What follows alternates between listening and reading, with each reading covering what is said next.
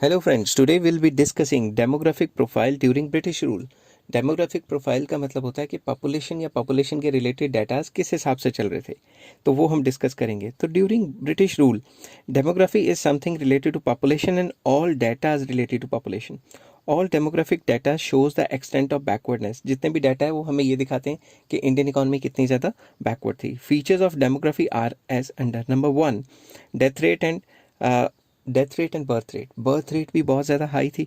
Number of babies born पर 1000 was 48 पर 1000। जो बर्थ रेट थी वो काफ़ी हाई थी, आजकल के हिसाब से काफ़ी हाई है। और death rate, number of deaths occurring पर 1000, तो वो थी 40 पर 1000। That is also very high. It shows the poverty in the country, कि कंट्री में गरीबी कितनी ज़्यादा है। अब खुद सोचो, अगर गरीब होंगे तो लोग सोचेंगे कि जितने ज़्यादा बंदे होंगे उतने ज़्यादा मजदूर होंगे, तो वो पॉपुलेशन बढ़ाने में लगे रहते हैं। ठीक है ना। तो सेकेंड पॉइंट पे चलते हैं। Infant mortality rate. Infant mortality rate होता है पैदा होते हैं 1 साल से नीचे नीचे कितने बच्चे पैदा होते मर जाते हैं। तो इन्फेंट मोर्टेलिटी रेट का मैंने सिंपल इंग्लिश में लिखा है, it means death rate of children below the age of 1 year. 1 साल से नीचे नीचे पर 1000 कितने बच्चे मरते हैं। पहले कितना डाटा था, 218, और अब के हिसाब से 23-24 चल रहा है, 23-24 के अराउंड। ये शो करता है कि हमारे जो कंट्री है उसमें पुअर हेल्थ केयर सिस्टम था। नेक्स्ट आ जाता है लाइफ एक्सपेक्टेंसी, कि बंदा कितने साल जिएगा। It shows the average life of a person during the period of British rule. जो हमारा एक्सपेक्टेंसी चल रहा था वो था 32 ईयर्स। अब कई स्टूडेंट्स मुझे ये कहते हैं कि सर उस टाइम तो बंदे 100 साल जीते थे बूढ़े, तो अब फिर ये 32 एवरेज कैसे बनी। कि अगर 10, 15, 20, 32 ईयर्स जीते, मतलब 100 ईयर्स जीते थे, और कई लोग जल्दी मर भी तो जाते थे। जैसे फॉर एग्जांपल इतने सारी बीमारियां लग जाती थी तो कई लोग यंग एज में या फिर छोटे होते ही मर जाते थे। तो जब उन सब की एवरेज निकालते थे तो 32 ईयर्स बनती थी। और आज के टाइम पे ये 69.4 चल रही है, जो कि एक बहुत अच्छा डाटा है। मगर इतना भी अच्छा नहीं है, क्योंकि जो वेस्टर्न कंट्रीज़ हैं उसमें 88, 89 चल रही है, तो उस हिसाब से तो हम बहुत पीछे हैं। नेक्स्ट पेज पे चलते हैं और लिटरेसी रेट को देखते हैं।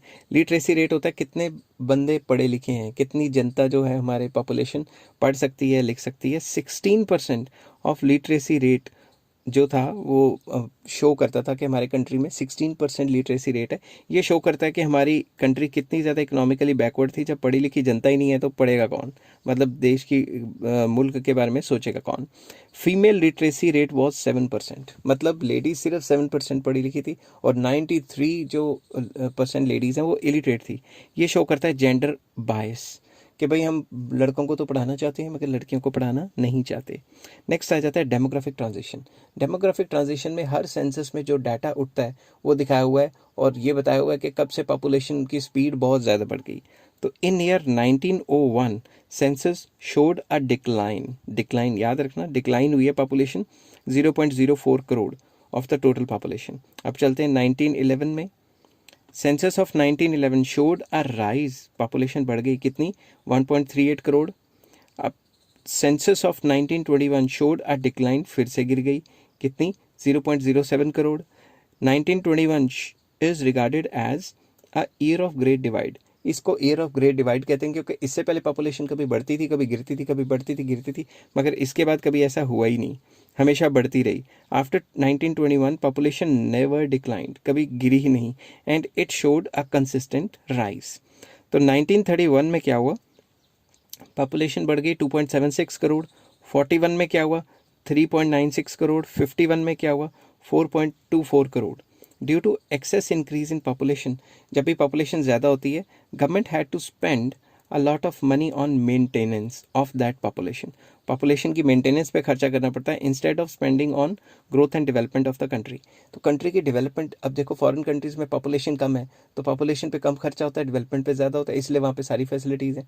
यहाँ पे पॉपुलेशन की मेंटेनेंस पे इतना खर्चा हो जाता है जहाँ पे पॉपुलेशन ज़्यादा होती है, तो कंट्री तरक्की कैसे करेगी। Next, after 1951 population growth rate was so massive, इतनी ज़्यादा बढ़ गई थी कि उसे पॉपुलेशन एक्सप्लोजन कह दिया गया।